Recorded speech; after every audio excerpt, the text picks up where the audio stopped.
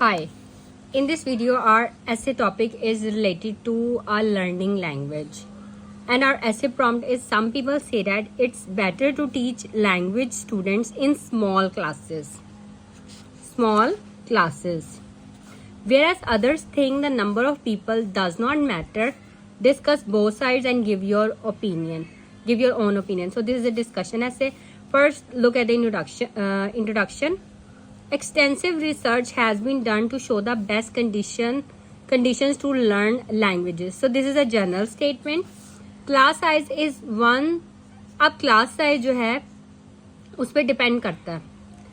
अब class size small है, large है, तो उसके ऊपर जो है वो डिपेंड करता है कि स्टूडेंट्स किस तरह से लर्न कर रहे हैं. तो some people opine that small classes as being better for students. कुछ कहते हैं कि स्मॉल क्लासेस बेटर हैं. However, others say that large classes are better. अब look at the paraphrasing. In the essay prompt, it was small classes just. अब इसमें हमने एक word introduce करा है class size. So this is the way of paraphrasing. आपने topic related vocabulary words and synonyms use करके paraphrasing करनी है in order to show the examiner that you have a range of vocabulary.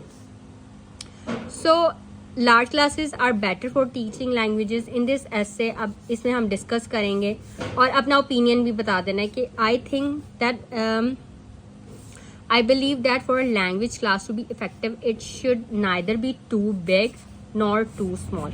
ये discussion ऐसे है ना, हमने पहले दोनों पॉइंट्स को डिस्कस करना है और अपना ओपिनियन देना है. तो मेरा ओपिनियन यही होगा, it should neither be too big nor too small. Like look at this conclusion. To sum up, in deciding the class size, जो डिसाइड करना होता है क्लास साइज. अब पैराफ्रेजिंग में इंट्रोडक्शन में भी हमने ये यूज़ किया वर्ड क्लास साइज. हमने स्मॉल साइज और लार्ज क्लासेस और स्मॉल क्लासेस भी कहा है और लैंग्वेज क्लास भी कहा है. ठीक है, ये टॉपिक रिलेटेड वोकैबुलरी वर्ड्स हैं. अब लैंग्वेज क्लास ये भी टॉपिक रिलेटेड वोकैबुलरी वर्ड है. Small class, large class, language class, class size. Okay, these are topic related vocabulary words. And now in conclusion, in deciding the class size, the key for teachers and administrators is to strike a balance between too many students and too less students. अब हमने यहाँ पे class size small class और large class की बात नहीं की, हमने ये बात की है too many students and too less students. Too many students mean large class and two less students means small class.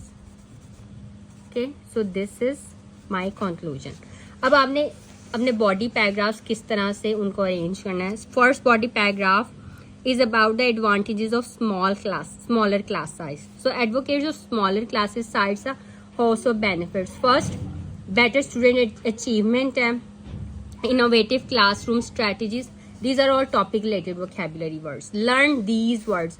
अगर आपके वर्ड्स नहीं ना होंगे तो फिर आप जो है अपने ओपिनियन को एक्सप्रेस नहीं कर सकते, क्योंकि अगर आप जो वर्ड्स हैं वो अपने ऐसे प्रॉम्प्ट्स में से ही ले लेंगे और उन्हीं को ही रिपीट किए जाएंगे, वही रेपिटेशन होगी, तो ये बैड इंप्रेशन है एग्जामिनर पे. ठीक है, आपने जो topic related vocabulary words, synonyms use करने जो अच्छे हों, ठीक है, और उनको यूज करते हुए आपने अपने आइडियाज, ओपिनियंस को एक्सप्लेन करना है, अपनी एग्जांपल्स देनी है from your personal experience, from your own country.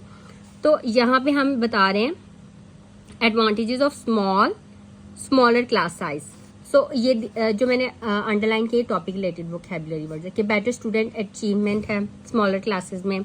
ठीक है, टीचर्स जो है वो ज़्यादा अटेंशन देती हैं to fewer students. Teacher can pay more attention to fewer students. Innovative classroom strategies, discipline in the classroom, discipline maintain रहता है. मतलब क्लास साइज कम होगा तो टीचर जो है वो ज़्यादा अच्छी तरह से मेंटेन कर सकेंगी. इंस्ट्रक्शन जो है वो हर कोई अच्छे तरीके से बच्चा सुनेगा. क्लासरूम मैनेजमेंट ठीक होगी. बेटर पीयर इंटरेक्शन होगी, स्टूडेंट्स में आपस में इंटरेक्शन होगी, वो एक दूसरे को समझा सकते हैं. बहुत ज़्यादा क्लास होगी, बड़ी क्लास होगी तो वो इंटरेक्शन वैसे नहीं हो सकती. Everybody knows everybody knows if someone is absent or off track, and a smaller group help the low performing students achieve better. तो ये हमारा फर्स्ट बॉडी पैराग्राफ हो गया. Now second body paragraph is about the advantages of bigger class size. तो इसकी क्या advantages होंगी? Cost is less if the classroom is bigger, fewer teachers are needed, और many new and inexperienced teachers are put into the job, which reduces the efficiency of teaching और student learn independence and self motivation, क्योंकि teacher इतना ध्यान दे नहीं सकती तो student को खुद ही से वो होना पड़ेगा, सेल्फ मोटिवेट होना पड़ेगा, because teachers don't have time for one-on-one interaction with students. Finally, students learn to work in groups because group work becomes a necessity in large classrooms. Now, in my opinion, there is no right answer when discussing classroom size, and advantages and disadvantages exist for both approaches. Many people do not favor smaller classes for many reasons. In a survey, it was found that people prefer to go to bigger classes with more experienced teachers than smaller classes with inexperienced teachers. Secondly, the students may not have a sufficient amount of peers to interact with if the class is small. So the advantages of one approach automatically become the disadvantage of the other. So learn these topic related vocabulary words and write this essay in your own words. If you have any questions, you can ask me in comments.